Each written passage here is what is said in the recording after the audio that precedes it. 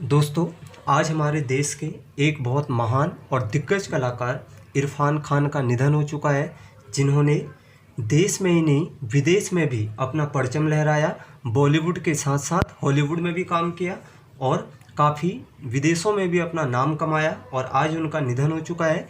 और उनको 2 बीमारियां थी जिनके कारण उनका निधन हुआ, लेकिन वो एक बीमारी से उभर के आ गए थे, जंग लड़ के आ गए थे, लेकिन हाल ही में उन्हें कॉलन इन्फेक्शन हुआ और जिनके कारण उनका निधन हुआ है। आइए जानते हैं क्या होता है कॉलन इन्फेक्शन और न्यूरो एंडोक्राइन ट्यूमर। दोस्तों, इरफान खान को पहले न्यूरो एंडोक्राइन ट्यूमर था और इसके बाद इन्होंने अपना लंदन में इलाज करवाया था और ये सही हो गए थे, लेकिन हाल ही में इन्हें भी कॉलन इन्फेक्शन हो गया था और इसी कॉलन इन्फेक्शन के कारण इनका हाल ही में आज निधन हुआ है। लेकिन इससे पहले इनको एक बीमारी और थी जिसे कहते हैं न्यूरो एंडोक्राइन ट्यूमर। अब जानते हैं कि क्या होता है कॉलन इन्फेक्शन और क्या होता है न्यूरो एंडोक्राइन ट्यूमर। जैसा कि दोस्तों, जो हमारा पूरा डाइजेस्टिव सिस्टम होता है वो हमारी माउथ कैविटी से शुरू होता है। माउथ कैविटी यानी मुख गुहा, जहाँ से हम सबसे पहले मुंह में खाना रखते हैं, तो माउथ कैविटी से शुरू होता है और सारे चरणों से होते हुए लास्ट में कहाँ जाता है, बड़ी आंत जो लार्ज इंटेस्टाइन होती है, यहाँ पर खाना जाता है लास्ट में और यहाँ पर पानी वगैरह का भी एब्जॉर्ब करता है और बाकी चीज़ों को, वेस्ट मटेरियल को ये बाहर फेंक देता है। तो बड़ी आंत में 2 पार्ट होते हैं, एक होता है रेक्टम और एक होता है कॉलन। तो कभी आएगा जो कॉलन होता है, कॉलन ये किसका पार्ट होता है, बड़ी आंत का। एक कॉलन और रेक्टम, रेक्टम यानी मलाशय, रेक्टम को क्या कहते हैं, मलाशय। तो माउथ कैविटी से शुरू होता है और सारे चरणों से होते हुए कहाँ जाता है, बड़ी आंत में। बड़ी आंत में पहले जाता है कॉलन में और कॉलन के बाद रेक्टम में जाता है मलाशय और मल के रूप में जो वेस्ट मटेरियल होता है वो शरीर से बाहर निकल जाता है। अब यहाँ पर कॉलन इन्फेक्शन क्या है, यानी कॉलन किसका हिस्सा होता है, बड़ी आंत का हिस्सा होता है। दोस्तों, मैंने यहाँ पर पूरा लिखा है, मैं आपको पढ़ के बता रहा हूँ। कॉलन यानी मलाशय हमारे शरीर में पाचन तंत्र का ही क्या होता है, एक हिस्सा होता है। कॉलन भी एक प्रकार का क्या उसी का पार्ट है, यहाँ पर मलाशय, ठीक है। कॉलन हमारे शरीर में पाचन तंत्र का ही क्या होता है, एक हिस्सा होता है। जब हम भोजन ग्रहण करते हैं तो हमारा शरीर भोजन को पचाने के बाद लिक्विड तथा हार्ड मटेरियल को अलग अलग कर देता है। लिक्विड को अलग कर देता है जो कि यूरिन के माध्यम से अलग आ जाता है और हार्ड मटेरियल यानी जो वेस्ट मटेरियल होता है ये रेक्टम के द्वारा बाहर आता है। और ये काम किसके द्वारा होता है, आंतों के द्वारा। दोस्तों, हमारे शरीर में भोजन को जो अवशोषण होता है, इसेंशियल चीज़ों को एब्जॉर्ब कर लेती हैं आंतें यानी इंटेस्टाइन और बाकी चीज़ों को वेस्ट मटेरियल के रूप में बाहर फेंक देते हैं। अब बात करोगे, इसके बाद वेस्ट मटेरियल कॉलन में जमा हो जाता है। आंतों ने क्या किया, महत्वपूर्ण चीज़ों को एब्जॉर्ब कर लिया और वेस्ट मटेरियल कहाँ पर जमा हो जाता है, कॉलन, और मल के रूप में बाहर आ जाता है, यानी रेक्टम के द्वारा ये क्या आ जाता है, वेस्ट मटेरियल शरीर से बाहर आ जाता है।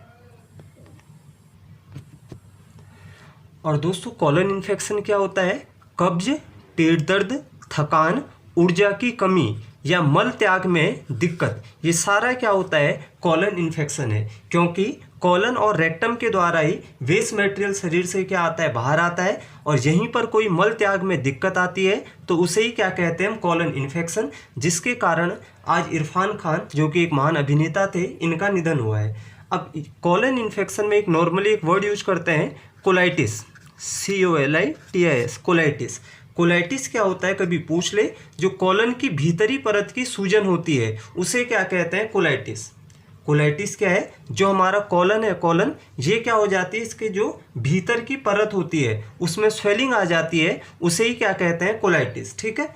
तो अब ये क्यों होता है कॉलन इन्फेक्शन, ये तो इसके भाई लक्षण थे कि क्या क्या होता है कॉलन इन्फेक्शन में, ये होता क्यों है। देखो दोस्तों, जब किसी भोजन को पचाने में पाचन तंत्र को अधिक मेहनत करनी पड़ती है या जो भोजन हमारे शरीर में ठीक से नहीं पच पाता, तो इस तरीके का वेस्ट फूड हमारे कॉलन में जमा होने लगता है और कॉलन को क्या करता है, नुकसान पहुंचाता है। और कोलाइटिस क्या होता है, कॉलन की भीतरी परत की सूजन को क्या कहते हैं, कोलाइटिस। यानी नॉर्मली कॉलन इन्फेक्शन को समझें, जो चीज़ें हम खाते हैं उनमें से कुछ चीज़ें यदि क्या है जिनको हमारी बॉडी डाइजेस्ट नहीं कर पा रही है तो वो क्या हो जाती हैं, सारी वेस्ट फूड हमारे कॉलन में जमा हो जाता है। और कुछ तो क्या होता है कॉलन यानी रेक्टम के द्वारा बाहर आ जाता है और कुछ यहाँ पर जमा होने लगता है क्रिस्टल के फॉर्म में और हमारे कॉलन को क्या पहुँचाता है, नुकसान। इसे ही क्या कहते हैं, कॉलन इन्फेक्शन कहते हैं।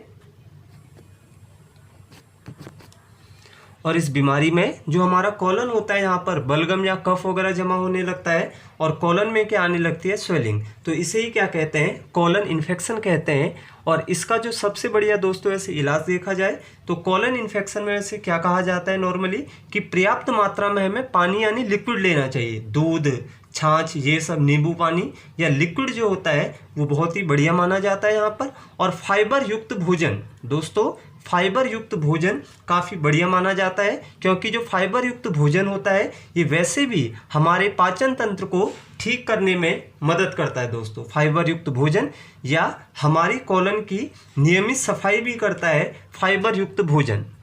जैसे खिचड़ी, मूंग की दाल की जो खिचड़ी वगैरह होती है इनमें भी फाइबर होता है, तो ये भी हमारे कॉलन को सफाई करने में मदद करता है। और जब कॉलन की सफाई सही से नहीं हो रही है और यहीं पर क्या हो रहा है, इन सब चीज़ें वेस्ट मटेरियल जमा होने के कारण सूजन वगैरह आ रही है, वही क्या एक प्रकार का कॉलन इन्फेक्शन है। यानी बड़ी आंत कभी आएगा कि कॉलन इन्फेक्शन में शरीर का कौन सा अंग प्रभावित होता है, तो कॉलन बड़ी आंत का भाग है, ये तो बड़ी आंत यहाँ पर प्रभावित होती है।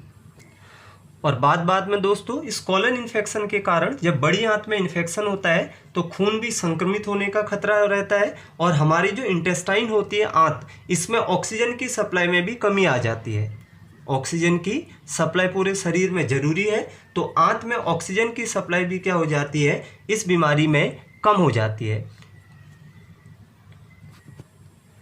और कोलाइटिस मैंने आपको बता दिया है कि कोलन की भीतरी परत की सूजन क्या होती है। वैसे कोलाइटिस में पेट में ऐंठन, दर्द वगैरह होता है, नींद भी सही से नहीं आती है, ये सब लक्षण होते हैं कोलाइटिस के।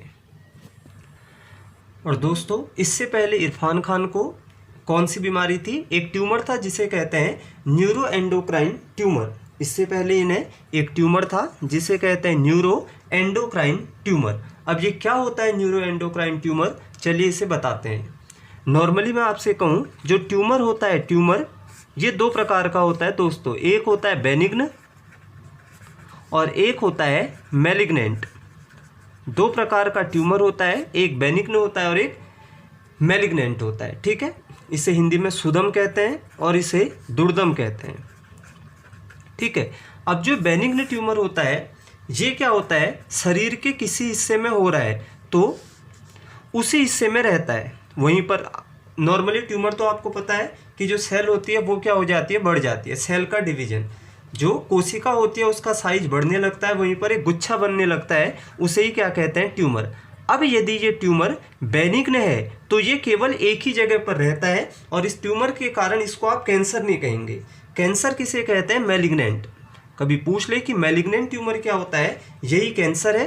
क्योंकि इस ट्यूमर की खासियत क्या है, ये शरीर के एक अंग के साथ साथ दूसरे अंग में भी क्या होता है, फैलने लगता है। यानी एक ऐसा ट्यूमर जो केवल एक ही स्थान पर रहता है और बढ़ता है उसे कहते हैं बेनिग्न, और एक ऐसा ट्यूमर जो एक स्थान से दूसरे स्थान में फैल रहा है वो होता है मैलिग्नेंट। और इसी स्टेज को कैंसर की अवस्था कहते हैं, जो कि ऑकोजीन नाम की कोशिकाएं होती हैं।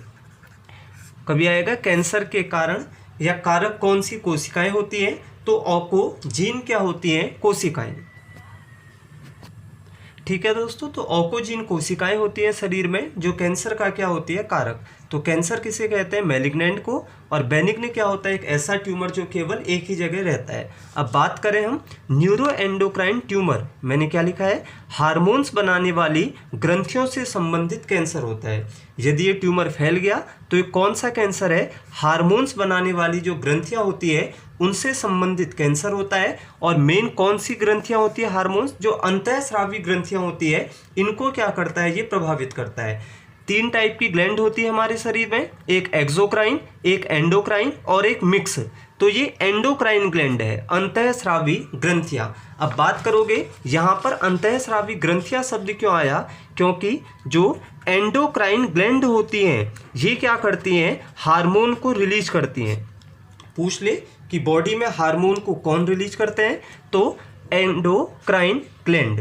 ये क्या करते हैं, हार्मोन का स्राव करते हैं, और ये हार्मोन जब निकलते हैं तो खून के माध्यम से हमारे पूरे शरीर में फैलते हैं या हमारी कोशिकाओं तक जाते हैं। हार्मोन शरीर में कैसे फैलते हैं, खून के रक्त के माध्यम से कोशिकाओं तक पहुंचेंगे और शरीर के पूरे हिस्से में जाते हैं। तो कभी पूछ ले कि हार्मोन को कौन रिलीज करते हैं, एंडोक्राइन ग्लैंड, जैसे पीयूष ग्रंथि, pituitary gland, adrenal, thyroid, parathyroid, ये सारे क्या होते हैं, अंतःस्रावी ग्रंथियाँ होती हैं।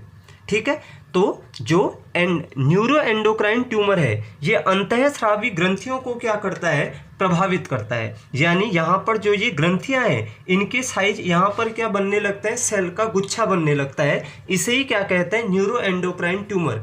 और न्यूरो से आप न्यूरॉन ये मत समझना कि केवल ब्रेन का हिस्सा है, न्यूरो एंडोक्राइन पूरे शरीर में सेल होती हैं, तो ये कहीं पर भी हो सकता है। और मेन किसको इफेक्ट करता है, हमारी अंतःस्रावी ग्रंथियों को। क्योंकि दोस्तों इसमें जो शब्द आ रहा है न्यूरो एंडो आ रहा है ना, एंडोक्राइन, यानी जो एंडोक्राइन क्या होती है, ग्लैंड होती है, वहाँ पर क्या होता है, गुच्छा बनने लगता है, वही ट्यूमर है, और फैल गया तो क्या हो जाएगा, कैंसर। ठीक है, अब बात करते हैं कि अंतःस्रावी ग्रंथियों का कोशिकाओं का बढ़ना ही एक प्रकार से क्या है, न्यूरो एंडोक्राइन ट्यूमर है। और ये शरीर के किसी भी हिस्से में हो सकता है, अपेंडिक्स, छोटी आंत, रेक्टम, अग्न्याशय वगैरह, ये जहाँ भी है, ये बिना कैंसर के भी हो सकता है। और इनका इलाज क्या होता है, नॉर्मली कीमोथेरेपी, रेडिएशन थेरेपी, ये सब इनका क्या होता है, इलाज होता है। ठीक है, तो इरफान खान को पहले न्यूरो एंडोक्राइन ट्यूमर था जिसका इलाज इन्होंने लंदन में कराया था और ये ठीक हो गए थे, लेकिन हाल ही में इन्हें कॉलन इन्फेक्शन हुआ जिनके कारण इनका निधन हो गया। तो ठीक है दोस्तों, दो प्रकार की बीमारियां जो थी, न्यूरो एंडोक्राइन ट्यूमर और कॉलन इन्फेक्शन क्या है, ये मैंने आपको इस वीडियो में बता दिया है।